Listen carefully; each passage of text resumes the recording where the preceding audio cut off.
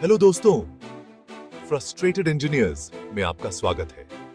आज हम बात करेंगे एक ऐसे टॉपिक के बारे में जो बहुत इंपॉर्टेंट है, बट अक्सर लोग कंफ्यूज हो जाते हैं। VFD selection. अगर आपने गलत वीएफडी चूज किया तो आपको बहुत सारे प्रॉब्लम्स फेस करने पड़ सकते हैं, जैसे कि एनर्जी लॉस, ओवरहीटिंग और वर्स्ट केस में मोटर फेलियर भी। तो चलिए आज हम स्टेप बाय स्टेप देखते हैं कि कैसे आप अपने मोटर के लिए सही वीएफडी चूज कर सकते हैं और इन प्रॉब्लम से बच सकते हैं। सबसे पहले अपने मोटर को अच्छे से जानना बहुत जरूरी है। तो आपको 4 मुख्य बातें पता करने की आवश्यकता है: motor power, motor full load current, voltage supply और लोड टाइप। उदाहरण के लिए मान लें कि हमारे पास 30 किलोवाट 415 वोल्ट की मोटर है जिसकी एफिशिएंसी 90% है और पावर फैक्टर 0.85 है। अब फुल लोड करंट की कैलकुलेशन करना ऐसा है जैसे यह पता लगाना कि एक पाइप में से एक साथ कितना पानी बह सकता है। Let's plug in the values from our example. FLC equals 3000 divided by 1.732 times 415 times 0.85 times 0.9। जब आप उन संख्याओं का विश्लेषण करते हैं तो आपको 54.56 एम्पियर का FLC मिलता है। सही VFD लोड कैपेसिटी चुनना बहुत जरूरी है। VFD को मोटर की पावर डिमांड्स को आराम से संभालना चाहिए। एक अच्छा नियम यह है कि आप मोटर की पावर से थोड़ी ज्यादा पावर रेटिंग वाला VFD चुनें। कम से कम 10% का सुरक्षा मार्जिन सुझाया जाता है, जो कि 33 किलोवाट VFD के बराबर होगा।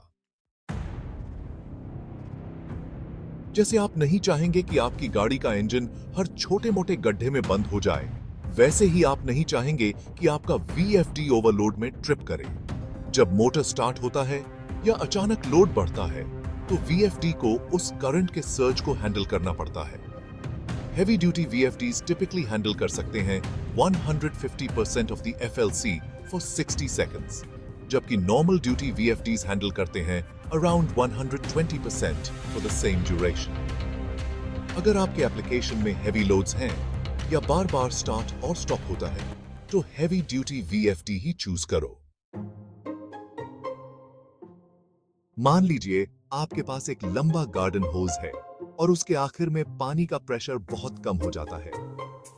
वोल्टेज ड्रॉप आपके मोटर के साथ भी ऐसा ही करता है।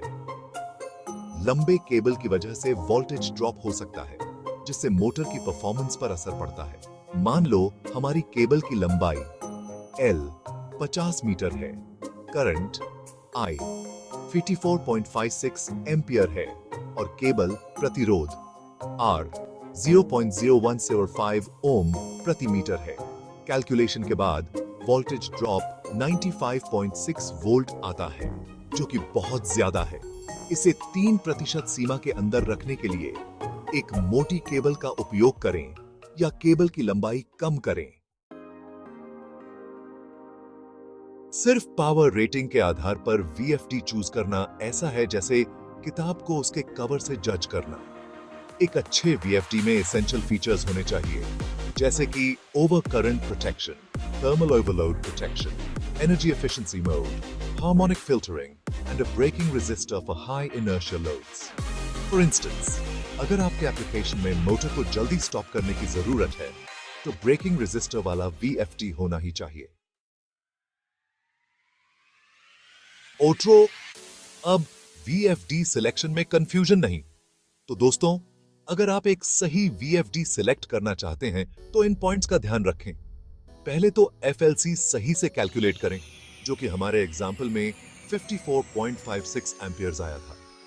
दूसरा, VFD थोड़ा बड़ा लेना चाहिए, जैसे कि हमने देखा 37 किलोवाट का VFD 25% मार्जिन के साथ बेस्ट चॉइस होगा।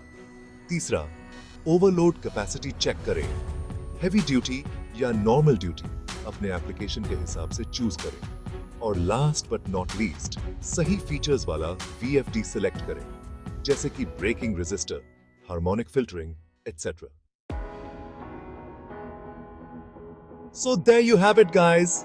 अब आपके पास परफेक्ट VFD चूज करने की नॉलेज है जो आपके मोटर के लिए बेस्ट होगा। If you found this video helpful, give it a big thumbs up, share it with your fellow engineers, and don't forget to subscribe to the channel for more awesome content.